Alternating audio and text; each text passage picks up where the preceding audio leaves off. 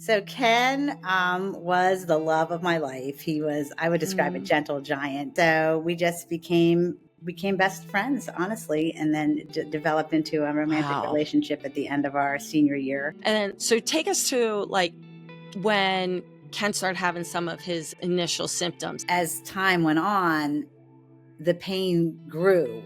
It increased tremendously.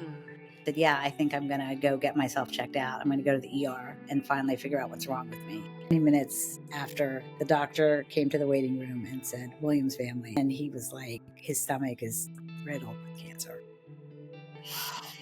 And then I remember her coming in and telling us that he had hours to days. Wow. His organs were shutting down and his kidneys were shutting down. And he did say that he wanted to dance with his wife again. That's what he said. And so when I was saying goodbye to him, that's what I said, I said, next time we dance, we'll be dancing on Streets of Gold. While I'm doing that, I'm also sadly checking the phone to see where my kids are because I'm hoping and praying they'll make it, to say goodbye to their dad. And did they? They did not. Welcome to another episode of Mending Piece by Piece podcast, where we talk about all things loss and explore the deeply personal journeys of those who have experienced loss and the ways that they found to heal. Today, I'm honored to have a good friend of mine from graduate school, fellow social worker, Lisa Williams, who lost her husband, Ken, at the young age of 50. Lisa and Ken shared a deep commitment to their ministry and to their family, and their world was turned upside down when Ken was diagnosed with cancer. And just 6 weeks later, he passed away.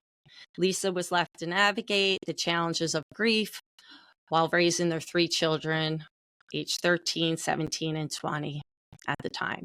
Lisa's journey over the past 8 years has been one of immense struggle, but also resilience and courage.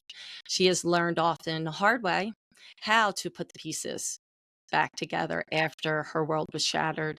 And today she's here, and I'm honored that she's here to open up and share with us her experiences and, what it's been like for her. And Lisa, I'm just so thankful that you could join us today. Thank you. Thank you so much. I'm honored to be here, Linda. Oh, thank you. And I just want you to tell us a little bit about yourself, your background, family, just so the audience, we can get to know you a little bit better. Sure, of course. So I am, there's different identities that I could say that I have, right? We wear many hats. I'm a mom, I'm a widow, I'm a social worker, I'm a licensed clinical social worker, I'm a mental health therapist. I work at a school currently, so I'm a school social worker. And I consider myself an advocate for those in marginalized communities, in particular the Latino community. Also, I have done a lot of ministries in the past, like you mentioned, with Ken. So there's a lot to be said about that. But I guess my main priority has always been, one of them, my family, right? So I'm a very family oriented person and have tried really hard to stay dedicated and committed to Ken when he was here. And of course, my children, even now after the loss. Yeah. And I shared how old your children were at the time. So for those of us who are not good at math, That would be me. Me too. How old are they now? So my daughter is 27 and my one son is 25 and my youngest is 21. Okay. So to me, they're still young, Right. just starting out in their young adult life. So tell us a little bit about Ken and a little bit about you two, your relationship, how you guys met. Just give us some background there. So Ken was the love of my life. He was, I would describe, a gentle giant. He had a very warm smile. We met at Messiah College in the cafeteria. I had just come back from a year abroad in Spain. And a friend of mine told me, I was kind of lamenting. I was like, I don't have any friends now that I'm back on campus. Because I don't know if you're familiar with Messiah College, but it's like a very remote, tiny private Christian school outside of Harrisburg. So there isn't really a lot to do. And I had just come back from Barcelona.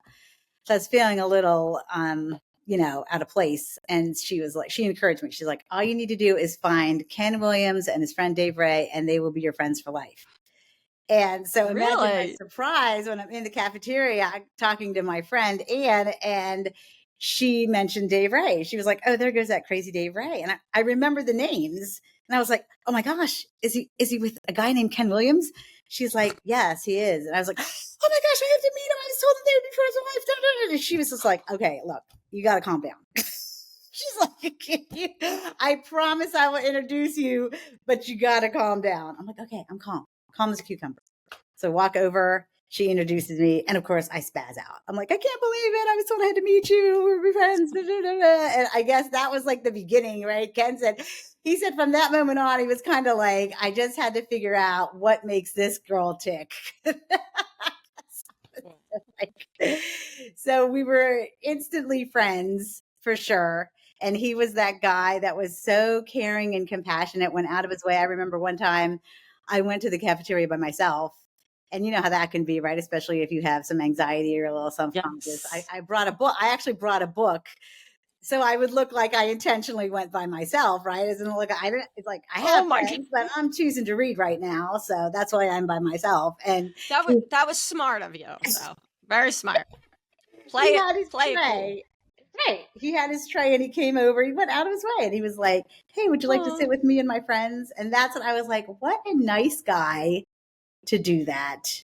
And so we just became best friends, honestly, and then developed into a romantic Wow. relationship at the end of our senior year. And Okay. that was pretty much it. We were married a year later. So we graduated in 1991, and then we got married July of 1992. And Yeah. he graduated with a major in youth ministry, and I had a degree in Spanish with the intention of going to get my master's in social work. And I remember we even had a conversation. We were at the Philadelphia Zoo. That was the first time he brought it up, like, about getting married. And I was like, I don't know. I really want to go to grad school. I'm afraid I wouldn't be able to like juggle family life and Mhm. studies. And he was like, no, like we'll wait. Like we won't have kids till after you're done. And that was his commitment. And so, that's what happened. He put me through grad school and then I put him through grad school. And in the middle, we Oh, did have a wow. baby. We had Gabby before he graduated from grad school, but it worked out. Okay. So, Oh, wow. mhm. And you guys, so one, it crazy how you met, like, and how excited you are, like, "Oh my Ken Williams." Like, that's just funny. Um, but you were young, and you guys got married very young too. Yeah, I was 23. He was 25. Yeah. He was 2 years Yeah. older. He had transferred in to Messiah. Oh, So okay. he had a couple years under his belt. So you were together for a long time, and, like, in our 20s, early 20s, we're still trying to figure things out. So Yeah, that was, a pretty significant time too. And the support you had for each other. Like, I'll get you through grad school. You'll get him through. That's commitment. That says a lot. thanks. Yeah. So we grew Yeah. up together. That's Yeah. all we knew was each other. I didn't really date before that. So Yeah. really, Ken was it. He was the one. Yeah. He was the one. He was the Yeah. one. So, Yeah, and you said you guys, then you had you had a child in between, and then did you settle down, like, in a certain area because of jobs, or that's where one of you were from?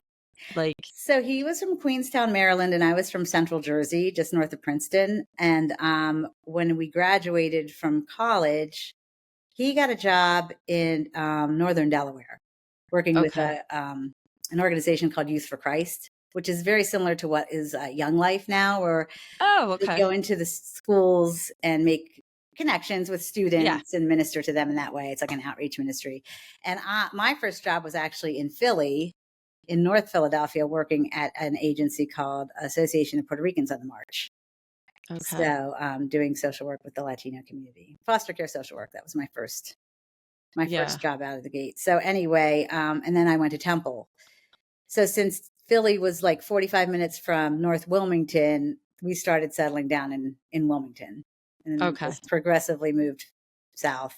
But yeah, we stayed Yeah. in Delaware. It was really funny when he said he got a job in Delaware. I was like, "Where's Delaware?" Like,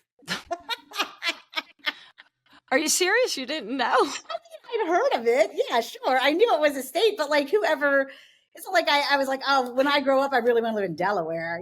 Not that I knew where I wanted to live, but I don't think that was like on my top 10. So That wasn't your dream destination to it really settle wasn't. down. No, but Okay. so Yeah. here I am. Here you are. All right. I was curious. I mean, just so people know, like I met Lisa in grad school and there was me, you, and Linda. Yep. And then there was like a fourth person at times, but like the three of us really clicked. And I do remember being like, wow, you're married. Like you're grown up. Like, because we were so young, That's right? right. Yeah, And you're right. it was a little different. Like, and some of the people, you and I both worked before we went to grad school, and so did some of the other, but a majority of them were right out of undergrad. So it felt different in that way too. We had a little real life. And then like I really do remember looking at you like, wow, she's really grown up. Even though we're like the same age, but I was like, ooh, I didn't yeah. feel like I was that grown up, but that's funny. Yeah. But anyway, yeah. So you two just like clicked. He was your person, like fell in love, best friends, you know, and committed to each other, like to support one another any way that you could to like make sure that we're building, your career, his career, raising the family together. And then, so take us to like when Ken started having some of his initial symptoms. It sounds like from what you share with me, it was after he had a sudden, it took a sudden turn after he had a car accident. Like, can you take us back to that time and Yeah, share like what yeah. was going on? Okay. So September of 2015, he was at a light and he was hit from behind. So he was like rear-ended, but he went a significant distance. Mm. And so I remember he called me and I was like, you need to go to the hospital. Like you really need to get checked out.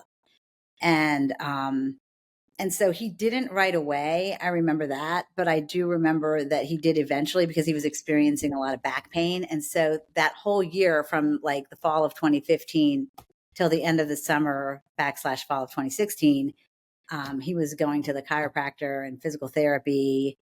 And that's exactly what happened at the end of August, I want to say, beginning of September. He was experiencing a lot of pain in his abdomen and and he told me he talked to the physical therapist, the chiropractor. He said, I think my back pain from the car accident is moving towards my front.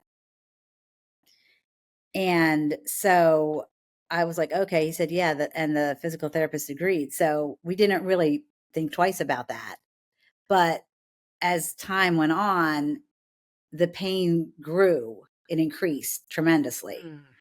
And so October 3rd, I remember the date specifically. He called me up. He was driving home from work and he said, yeah, I think I'm going to go get myself checked out. I'm going to go to the ER and finally figure out what's wrong with me.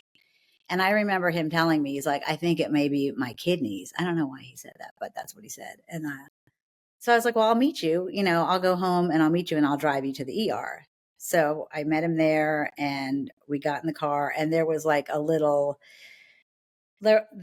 local hospital had like a location close to our house, about 10 minutes away, not even. So I drove him there and he walked in and we waited and waited and it was close to midnight before he was finally seen.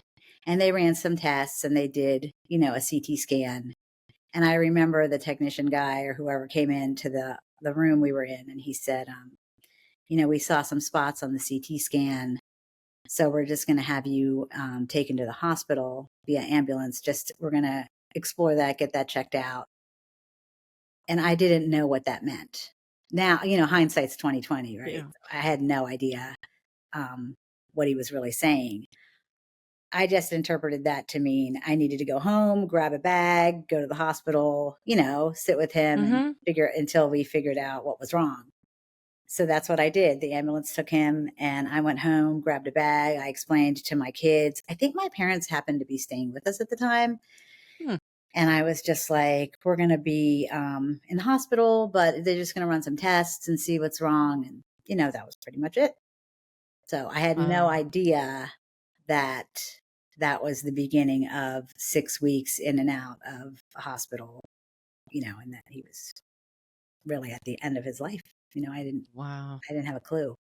No. Um, No. How could you? I mean, like you're thinking he just had this car accident. Like, yeah, maybe he had some other internal injury. So you're not, nobody's thinking that. Nobody's no, thinking, oh, the worst, right? So not at tell all. us, so So I no, get you to the go to, yeah. hospital, yeah, and I remember spending the night in the recliner, and I just remember that was on a Monday. Tuesday, a doctor came in and did a lot of blood work and did a lot of testing for cancer, the markers. And I remember he came in, and I do remember too a lot of doctors coming in and asking, like, do you have a history of using drugs and alcohol? And he was like, no. And I was like, no. Like, Ken was not Mm, really a big drinker. He never used drugs. And he wasn't really a drinker at all either. Of the two of us, I was more of a drinker, and I don't even drink often myself. But I just thought that was an interesting question. And then they kept asking, like, does stomach cancer run in your family? But I was like, like, I remembered it, but I wasn't gonna, like, sit in it. But I right. just thought that was, like, they keep asking that. And then they took the blood samples for the cancer markers, and then he came in and he said that they're, like, abnormally high. Oh, But that they were gonna take a look on Thursday. They were gonna open him up and see. They were hoping that maybe it was his appendix, mm, but that it was a possibility of cancer based on what okay. they saw on the CT scan and then the markers, the results that came in from the blood work. Okay. So we spent a lot of time, of course, praying and sharing with, close friends that this was suddenly happening. Right? We suddenly found Yeah. ourselves at this, like, wow, this is Yeah. definitely, you know, something pretty big. Yeah. Um, and then I remember them taking him to open him up, and we were all waiting in the waiting area. It was I think it was me and Ken's parents and maybe a friend from church. And honestly, Linda, this is where it gets really, crazy. It's like 20 minutes after the doctor came to the waiting room and said, Williams family. And I knew then because it was, you know what I mean? Like, it was so fast. Mm, And he called us into that room, that dreaded room that no one ever wants to be called into. yeah. And he has all these x-ray images or images, and he was like, his stomach is riddled with cancer. Wow. And So that was just what, 24 hours from not even. it was like 4 days. So Monday, Oh, it was October 4 days. 3rd, and then October Okay. 6th. Well, three. So October 6th is when they opened him Okay. up. Yeah. So in 3 days time, we went from, oh, I'm going to find out what's Mm, wrong with me, my yeah. back, the hospital, the accident, to maybe it's his appendix to, and they made it sound like it was pretty I mean, So, I can't tell you what stage at that point, but we got right. the general gist that Yeah. it was serious. So so let me just back up just then a couple days. So those days in between, like obviously he's goes to the hospital in an ambulance, so okay, that's a little different. But how were you processing, hey, what's going on those couple days before they went in and opened him up? And like, how did you cope? Or were you just kind of just so we're just taking it and seeing what's happening? I felt like that was it. I was just like, we're just Okay. here. They're going to tell us what's wrong. They're going to tell us how to treat it. Cancer was Okay. the furthest thing from my mind. Yeah. Even with them saying, does your family Yeah. have a history of stomach cancer? Even with that, even though I was mentally like, oh, that's interesting. They keep asking that. You know what I mean? But I still Yeah. was like, no, that's not really what it's going to be. So I'm going to stay hopeful and positive, and, whatever it is, it's going to be fine. God's Yeah. going to heal him and on earth. And Yeah. then we're going to, keep going. We're just going to keep Yeah. on doing what we're doing, right? Yeah. Um, How was Ken's, outlook? What was he like during those couple days before you were in the dreaded room? Ken is and always has been one of deep, deep faith. And Okay. so he just was very Mm. prayerful, very thankful, very filled with faith, you Yeah. know, that regardless that God is in control, He's God the has got him, and that was it, you Yeah. know? Okay. So that was how Ken lived his life literally up until his last hours, which I will Yeah. tell you about that later. But Okay. so, yeah, you can Yeah. imagine being told that and then being told by the doctor, don't tell Ken. I Mm. want to tell him tomorrow. And so I felt like if the doctor told me that, then there's got to be a medical reason. Like maybe it would interrupt his recovery process or how he healed from them opening him up. You know what I mean? So I took that very seriously, but I still have a lot of mixed feelings about that, like regret even now, because Yeah. I remember him coming out and being in like the post op area. And I remember him asking me, am I going to be okay? And I thought about it for half a second and I thought, well, you know, if he beats this, he's going to be okay. And if he ends up in heaven, well, I guess that's okay. So, I rationalized it. I was like, so I just said yes. But I still think that still haunts me to this day. Like I feel Yeah. like I lied to him, but you know, Yeah. And given what you started with, like you two best friends, you're so close, you talked with each other about everything.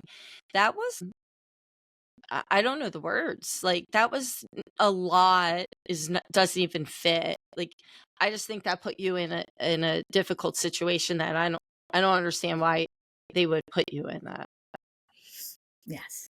Yeah. Yeah. So I'm guessing you never found out why they wanted to wait or why they told you and then asked you not don't say anything.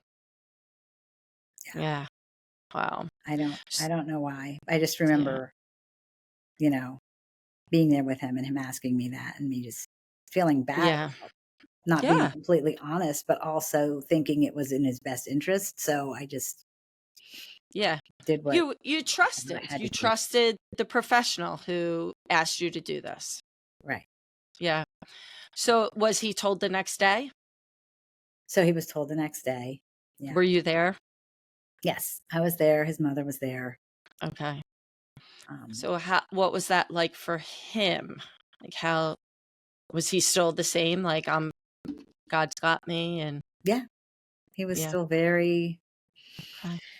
very much a man of faith through the whole process. Yeah. Yeah. He was like, So God. what was it like for you two then? What kind of like conversations did you have together once he had the diagnosis? Like, how did you both it sounds like you both found their strength or in faith, but how did you find strength in each other during that time?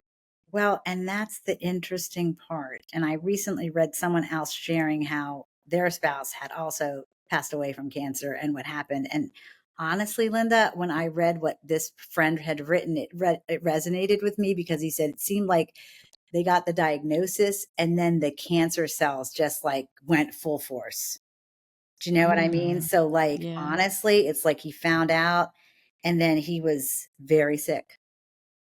You know what I mean? Like it's Yeah. weird. Like because think about it. Monday, he's driving home from work. Like he saw clients. He was a mental health Yeah. therapist just like me, just like you. Like so he had seen like 8 to 10 clients.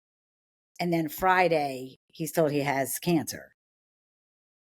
Yeah. But between those days, that's when he started just not doing as like, you know what I mean? Like I don't know how if he hadn't gone to the doctor how that would have played out.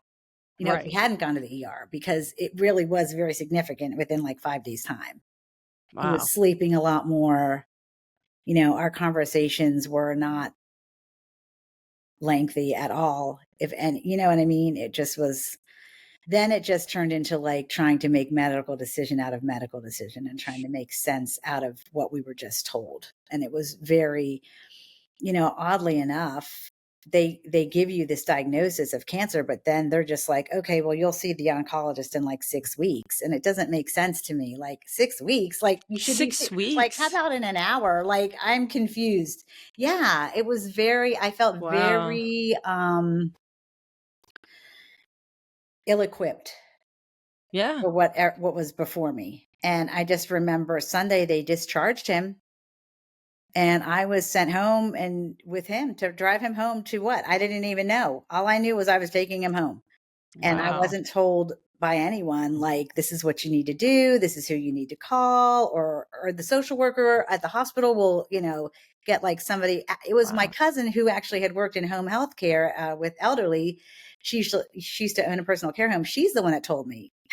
She's like, you need to call his insurance and get someone to come in and check his vitals and all. I did not know that. Wow. Okay. Yeah, And so they I did was not. overwhelmed, with all of this, the news, and then all of a sudden he's declining right in front of me. And then I'm like, I don't even know what are we supposed to do next? Like, you're just Right. telling me that my husband has cancer and here's his discharge papers, pick up some medicine at the pharmacy and just take him home. Like, it's not like, yeah, it's not like he has a broken Yeah. leg or just had his wisdom teeth pulled out. You know what I mean? I'm like, this is Yeah, huge. there was no real plan. Like, all right, we'll be in touch in 6 weeks. Like, Right. okay. It was very, I don't even know what the word is. Like you said, sometimes you just have no words, You right? don't have the words, right? It's, Yeah. And you're trying to figure out, this navigate this what was just put in front of you without a map, without any direction or any like, okay, get a couple tips here would be helpful. Just what do we do next? And you have the 3 children at home. exactly, right. Then I have 3 children at home. And you're working yourself. Like, so what was that like? Did you tell the children right away? I remember telling them the day I went home to tell them after they opened him up. Okay. I told Okay. them what happened. I think I told them beforehand that it might be. So they weren't Right. completely shocked. I mean, it's still a shock, right? But Yeah. at that time, then at least they knew that this was. I tried to keep them in the loop as much Yeah. as I could, but also it got harder as the days went on. The first week was a little easier, but I ended up pretty much living at the hospital with Ken, for 6 weeks. So So did he end up going back in the hospital and staying? so it was a lot of up and down, back Okay. and forth, in and out. What we were told when he was in the hospital, like after he had found out, an oncologist did stop by and mentioned that there was like this world-renowned um, surgeon that was doing like hot chemo baths and removing the Hmm, cancerous organ and then putting it directly in a bath of chemo. And yeah, so I that never heard was of that. one of our first calls was to this doctor, and he actually that was very bizarre too. Let's see. So yeah, the 6th was when they, opened him up. The following week, we had already planned a party for him. He turned 50 October 22nd, but we had planned a party on October 15th to surprise him because it was his 50th birthday. Oh, yeah. So the friend that introduced us um, at the time, she she came up. She had always planned on coming up. So she still came and we still had this party for him. But I remember she happened to be there when all of this was going on, all the phone calls to like the doctor's office, the surgeon and in DC. And they made I don't know how they made time for us to come in, but that's when they scheduled him for the Monday after that party. So Okay. like the 17th of October. And I remember us hustling to the hospital to get all that we needed, all the records, to take over all the images to take over to the doctor on Monday, to the surgeon in DC. But anyway, by the time we got there, it wasn't, I feel like there was really little he felt like he could do, even though he wanted to remain hopeful. But that was a Yeah. whole other, that morning we were supposed to leave for DC. And this is a crazy thing that happened. I was trying to get Ken ready to leave. And Gabby, my daughter, who was 20 at the time, is knocking on the door and she's like, we have an emergency. And I'm like, yeah, I know. Like, your dad has cancer. Like, that's the emergency. Like, I don't know what you're talking about, right? And she's like, no, mom, we have another emergency. And I'm like, what do you mean? And I open the door and there is literally like sewage all over my foyer, Linda. Oh my gosh. Yeah. Yeah. Like, Like my friend Kelly, my in-laws, my parents are all not knee deep, but like ankle deep in all of this, like as we're supposed to be going to DC to see this, surgeon. oh my Like, I gosh. know. Can you imagine? And what could we do? Like I had to tend to Ken. Like I felt terrible, but like, Well, you know, that's why we have it was, supports. They need to figure that out and support you, right? it was the craziest timing ever, Mm, but somehow, some way we got it figured out. And, yeah, luckily, I think Ken's dad did a lot of that heavy lifting that day, by making the phone calls to the insurance yeah, company and all that. But anyway, we got down there and it sadly didn't really amount to anything. I feel like he maybe knew it was too late, but basically what he told us yeah. was that Ken needed to have an endoscopy and some other kind of procedure done and to try and get stronger. Like he wasn't strong enough for this Okay. type of surgery. And then to come back, to circle back. But what happened was, it seemed like we would take 10 steps forward and then we'd take like 100 steps backwards. Okay. And it was just a learn as we go. And, he was clearly not getting better. Even though I was in complete denial about all of that. You asked me about work. Like thankfully, I was working for the hospital that he was at, Oh, okay. but I wasn't working in the hospital. I was working at a school-based wellness center that was run by the hospital. It was grant funded. Okay. So, um, and thankfully, the supervisor, the manager of that wellness center was amazing. Like she was just amazing. That's all I can Yeah. say. She gave me all the time I needed. As soon as he was in the hospital that night, I texted her that morning, like, I can't come in. And then when I told her, they think it might be this. And I guess that was the positive, to working within a, medical community, that they were understanding and helpful. And I remember Yeah. one time she even came over to my house. It was one of the few times I had just run home to take a shower and she met me and it was time to like roll over your enrollment, for like benefits. And she was very honest with me, and she's like, you might want to get this, life insurance for him just in case. And Wow.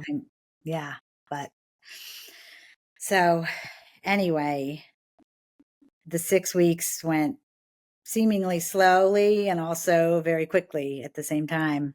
Yeah. And he was in, he was out. I remember he was there over Halloween. He was there not doing well. He had a really hard time with, he suffered from a lot of anxiety, going to sleep. Yeah. That's something that's very common among cancer patients because they're just not sure Yeah. what's waiting for them. Right. So he had a lot of those and he had a lot of procedures done. And I stayed with him the whole time, really. Did you? Yeah. Um, Yeah, I rarely left, like I said. I left maybe a hand not even a handful of times to go home and maybe take a shower, check on the kids a little bit, Yeah. but for the most part, I was You there. were there. Yeah. So you said all the way up to 10, like he lived his life. He was a man of God. For you, because you both again were in the ministry too, how did your faith support you during this time? During Like that where were you? time, Yeah, where were you at with that? I was never as faithful as Ken, I will say. Ken Okay. was the guy that was when he was being wheeled to different procedures, he would be like asking, the doctors and the nurses, like, do you know Jesus? You know what I mean? Like, I couldn't be Yeah. that person. Right. But I will say that I did have a strong sense of faith at that time. Okay. Yeah. And I did rely heavily on it. And at that time, there were people that were checking in and out of the hospital from both. We had just left a church where we had done a multitude of ministries at, and then we were on the vision or leadership team for a new church plant. So we Okay. were like in between churches, but that church plant was just starting out, like just starting out. when all of this happened. Okay. I will say we had people from both churches visiting a lot at the hospital, Yeah. and taking meals to the kids at the house. And by that time, like, my in-laws and my parents had kind of settled in and taken In it the house. in The the hell. house with them. Yeah. Yeah. So they were there with Okay. them, but they were, Gabby was in college, her first year at community college. Well, Logan was a senior in high school, Wow. and Brandon was in 8th grade. And Yeah. Logan, I remember, chose to actually ask to be, I guess, not really homeschooled, but to do his studies at home, because he didn't really want all that people looking Yeah. at, he just didn't want that, which I completely respect and appreciated his being able to be honest with me and tell me that Yeah. that's what he needed to help him get through that time. So, Yeah. so that's what he did. But, so my parents and Ken's parents stayed there with them and held the fort down while I Okay. just stayed by his side.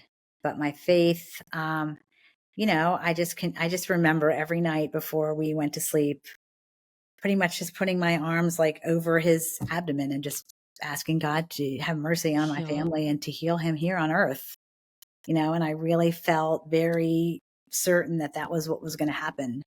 Yeah. Like I said, Ken graduated with the ministry in youth ministry and missions, and that was his major. So we always had, that was, our lives were very much dedicated to that. And I Hmm. just felt like this is just going to be another branch of that. I Yeah. thought that God was going to heal him, and we were going to together, I don't know, who knows, write a book or go on interviews. But Yeah. um, yeah, that was really where I thought this was. So I was Yeah. actually very hopeful, Yes. despite the fact that, now that it's 8 years out, he was clearly declining, but I was still like, nope, I'm going to have that Lazarus moment. Yep. He's going to come back to life, and, we're going to be able to use this as a platform. Um, Hmm. but Yeah. the story did not end as I had Yeah. hoped. No. And so, like you said, seems slow, but also very quick, because 6 weeks that's nothing. Like, quick, it's like a blink, right? And Yeah. the whole time too, you're just trying to figure it out and thinking, okay, you were holding on, like, Oh, he's I gonna was be holding healed. on. I was holding He's on. gonna he's gonna be healed. It's gonna work Yeah. out. So Yeah. near the It's end, going the to work out. last, did you was anyone near the end saying, listen, he's only has this amount of time, or no? I don't, if they were, I didn't hear it. I can Okay. say it that way, right? Like, I don't remember them ever Yeah. being like, no. I do remember, um, finally so he was at this Dover hospital, and, I started hearing murmurings of like, I need to transfer him out, take him to a hospital that's more equipped, that has a little bit more, what's the word I'm looking for? Experience, I guess, or research Okay. based. So I did. We took him to Philly, and I do remember the doctor that cleared the transfer, um, saying, like, that's when I think it started to hit me. Like, I don't exactly remember her exact words, but it was something like, I don't know that this is really going to help, but I do Mm, know, as a family member, I want to give you all the opportunity to say you did everything that you could. yeah. That was pretty much Okay. the gist of what she was saying. And that's probably the first time, and that was just the week of. Okay. So that Yeah. was like a Monday. I think he actually flew out on a helicopter on a Tuesday, and I drove to Philly, and I remember holding his hand, and that was like around 11 o'clock at night. And then we had all day Wednesday, where people were, different doctors were coming in, but he was just sleeping at that point. Mm, yeah. Just sleeping. That's all he Just did. sleeping. Yeah. And then Thursday, November 17th, the doctors came in. Well, okay, so the night before, there was something that had happened. I don't remember what. He had coded before at the other hospital, and then I think he had coded again, because then the whole medical team was like surrounding him. And, they ask about the DNR and all that stuff. And I remember that being like a really like surreal, like Ken's mom woke me up and I woke up to see all that. But then he had calmed down. They got him like, okay. Okay. And then I just remember going back to sleep, just thinking he's going to be okay. Yeah. And that was like Wednesday night into Thursday morning. And then Thursday morning, I remember the doctor standing out there, because it was like a medical school hospital, right? So that had like residents that were learning. Mm-hmm. And I remember she was talking to them and looking in. Mm. And I just remember having this not really great feeling. Okay. And then I remember her coming in and telling us that he had hours to days, Wow. that his organs were shutting down and his kidneys were shutting down. His vitals were, not good. And then I remember her telling Ken, Mr. Williams, you have hours to days to live. And he put his hands up to heaven and said, I am his and he is mine. Wow. Faithful servant. Oh, yeah, he got that high five from God. I mean, that's He definitely got that nod, right? Like, well done. Because well done. I don't know that I could have done that. I know that I probably haven't done it in the past 8 years. So, Yeah. but yeah, that's how strong. I mean, that was a testament. That's Ken Williams in a nutshell. Yeah. Wow. Yeah. Sorry. um, yeah, that is, I mean, it's absolutely beautiful at the same time as like, us humans. And that's, as Christians, I think that is the struggle that some of us have. Some of us are like, I'm good, I'm ready. They can do that. And then, but there's others, I'm like you, that's like, that's really hard. And like, it's like, we're holding on to a world that we know is like not our own. We should be waiting for that opportunity. But at the same time, we're human, we're selfish. This is the love of your life, your husband, your partner, your best friend, the father of your children. You weren't ready for that. I was Not at all. not ready at Not all. at all. Yeah. Not at all. Yeah. So you're right. He got the high five. Yeah. But for you and those left behind, it's, it's hard. Very, very difficult. Right. So that's amazing how he took that news. Were the kids able to come to the hospital? Like, were they there? So I asked the doctor, and I mean, I don't know why, I guess it seems like that would be the normal thing to do, right? Call the kids. But I was like, should I, call his children? And she was like, yeah, like, anyway, so I called my brother. I mean, my kids were all in school. Brandon was actually taking the PSAT. Oh my And I remember my goodness. dad said he had to talk to the principal. My dad was a former retired educator. So that was a good thing, I guess, that he happened to be the one that went in there, Yeah. because the principal's like, well, he's taking the BSAT. And my dad's, what his mother died when he was like 2. So, I think Mm, he was like, yeah, we don't have time for that. Like the PSAT has to wait. So luckily, the principal went in and got him. And so and then I guess my daughter was at work. So I called her, and that's when she was like, my boss doesn't even know dad is sick. Yeah. So there was, that's when I started getting like because I had just been in my own world. I mean, I felt terrible. I couldn't tend to them as a mom and also be there as a wife. yeah. So, and then Logan, I guess he wasn't in school per se, because like I said, he was doing it at home, but my brother started driving them up. And I just remember around, I don't even know what time, 12 or 1, I guess. It was we were just all gathered around him pretty much, you know. Yeah. The pastor from the new church came and brought someone else.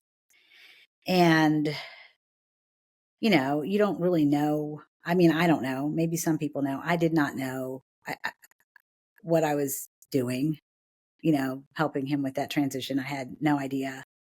Um, there are things that I feel good about and other things I wish I could change. But, you know, this was how it went. We Yeah. sang lots of songs, lots of hymns, played worship music because that's what Ken loved.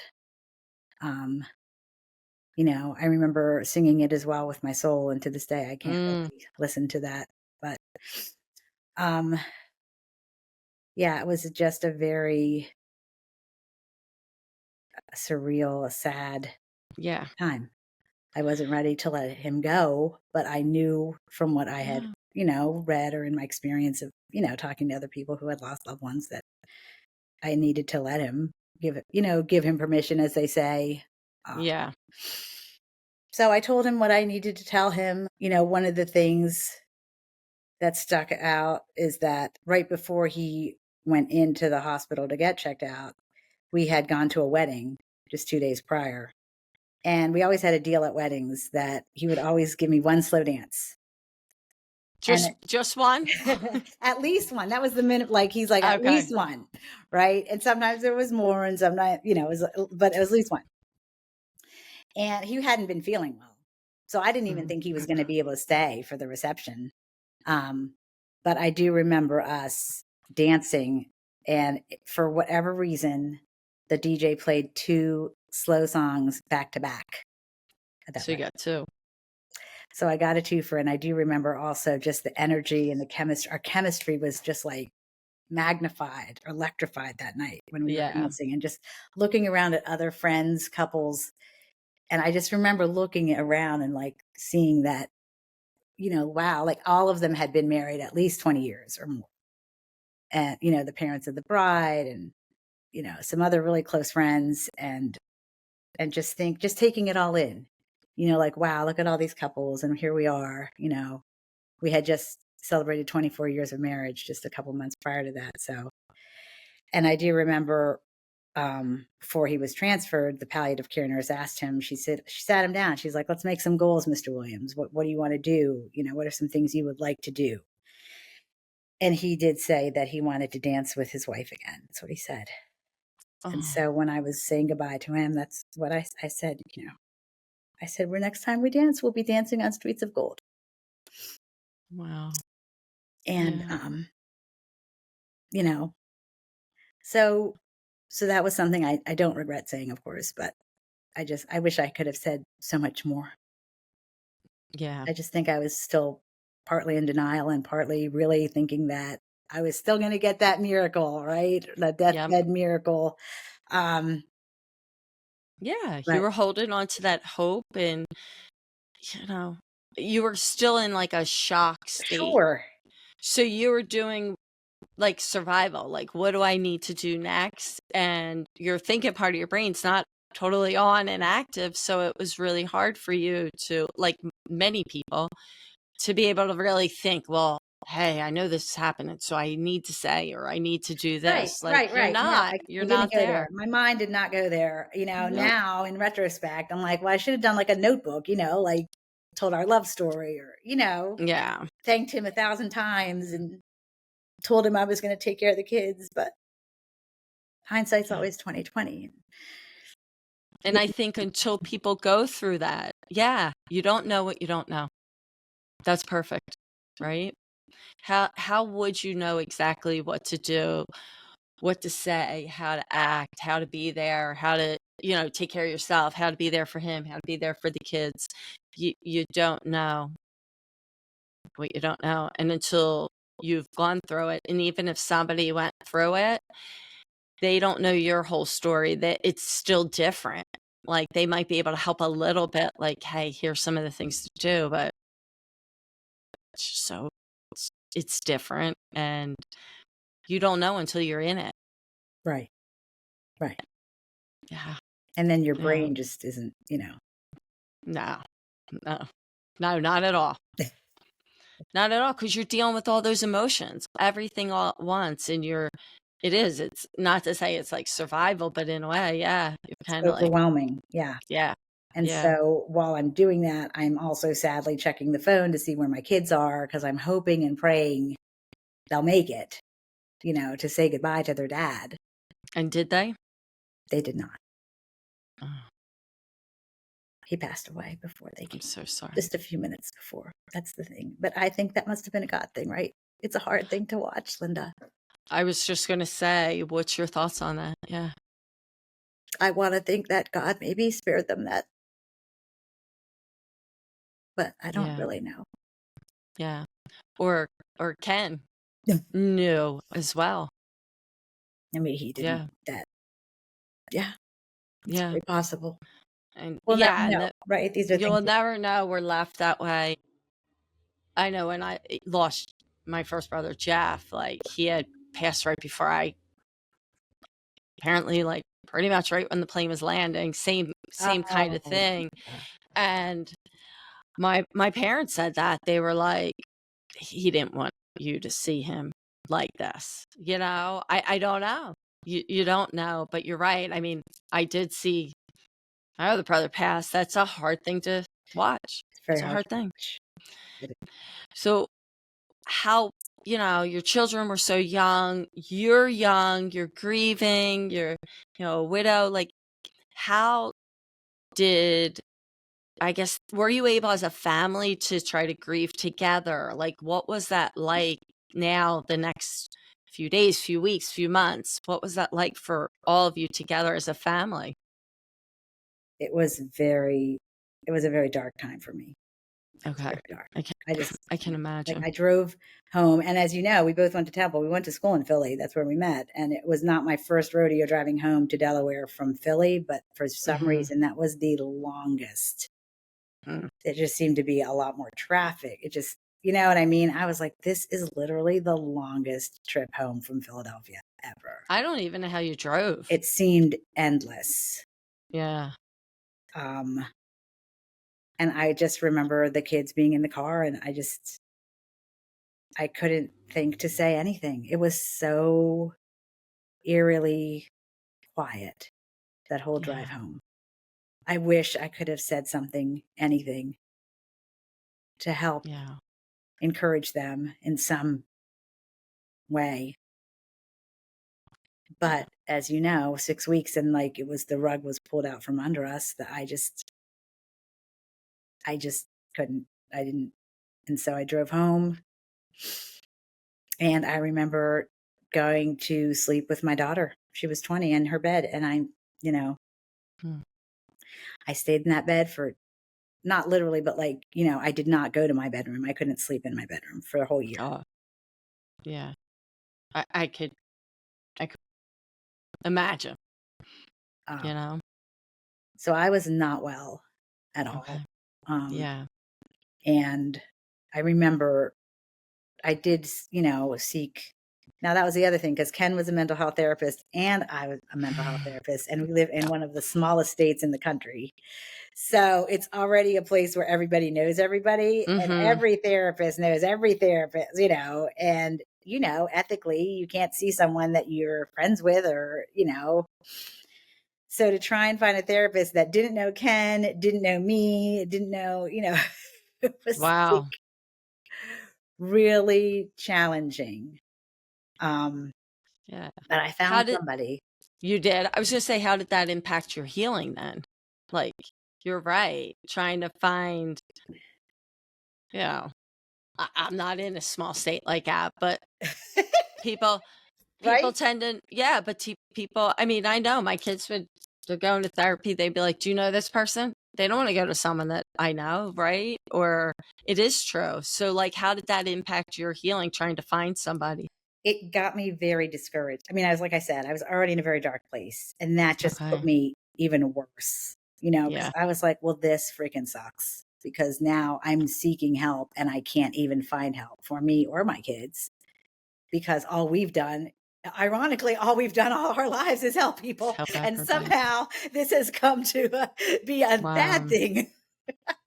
Yeah. Yeah. You know what I mean? Wow. Like, can't win for losing now. Um, so it was very challenging. I Yeah. did find one person, and he did, meet with me first. And I remember it was just a few weeks after Ken had passed. And of course, I just, cried and cried and cried and cried and cried. And I told him I really wanted my kids to come in. Like I wanted to have some family sessions. Um, and we only had a couple. And I still, that is one of the things I wish I had done a little differently, you know, but What would you have at the done differently? time I would have, well, what happened was the boys ended up being in a play, and it conflicted with the time that we had therapy. Okay. And I don't know why the therapist didn't offer another time. I just, for whatever reason, it just didn't, I couldn't do both.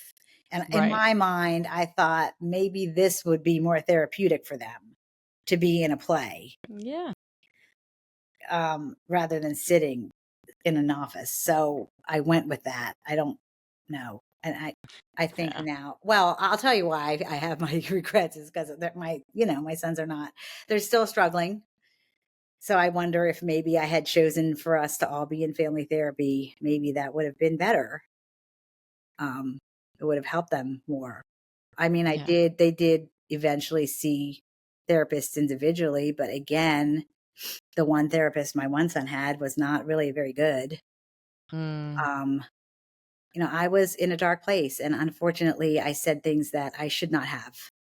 I shared how I shared the thoughts I probably shouldn't have shared, right? Yeah. Those dark thoughts. And it didn't necessarily mean I didn't want to be here. I just wanted to be with Ken. Yeah. And that's not healthy for my children, but Mhm. again, you don't know what you don't know. When you're in it, you're not thinking clearly. Um, but I do remember my one son shared that with his therapist, and his therapist said, "Your mom said that to you. That's fucked up." Wow. So that just fueled his anger, right? Yeah. It didn't help his journey Yeah. to health. As a therapist, I would never say that to a client or a student. I work with kids, I would be like, sounds like your mom's in a not healthy place right now. You know what I Yeah. mean? But to say that is just, it's actually kind of toxic. Yeah. Yeah. And I think as somebody who works with a lot of people who lost loved ones, I've worked with children in the past. I do think I've watched where, moms, a lot of times it's usually, they lost their husbands and they're like, trying to make sure that their kids are okay, or they'll try to like, all right, let's do some family sessions. But you're right, because when you have young kids, like their schedules get in the way and there's nobody there to really hold your hand and say, Right. here's the best thing, or here's Yep. some ideas of how to do it. Because you know, kids, just get them back. It's true. They should have structure. They should, get back to their their normal. Their But daily activities. That's what we say. A yeah, routine. They need a routine to routine. help But them. in reality, they also need this piece too. And like you're left, you have your own grief, like deep grief. You're trying to figure how am I supposed to be mourning? How am I supposed to be doing this? How am I supposed to be a parent? How am I supposed to take care of these kids? Like, it would be nice if, like, somebody stepped by your side and was like, okay, here, where can we help? Let's guide you. Let's encourage you guys to continue. Let me make them appointments for you or find somebody. Exactly. Or, but it sounds like you were kind of left to figure it all out and you're trying to make the best decisions with what you have Right. and in the mindset that you have. That's not, of course you might look back now and be like, oh, woulda, coulda, shoulda. Yeah, exactly. But you were in a different emotional spot that's where you were at. And nobody there to try to pull you together as a family to help you understand you're all in different spots right now. Right. Right. Yeah. It was very, very difficult. It was just a lot of me trying to figure it out, and the one person that would have done that, right, was not there. Yeah. The one that grounded us, the one that, the glue of the family, because Yeah. he was a huge family man. He always, made time for his kids. And I was just trying to figure it out myself, and I was struggling. Thank you for listening to another episode of Mending Piece by Piece podcast. I hope you enjoyed this episode. And if you did, please be sure to subscribe, rate, and leave a review, and share with family and friends. See you in 2 weeks. And until next time, continue mending piece by piece, healing through grief, one step at a time.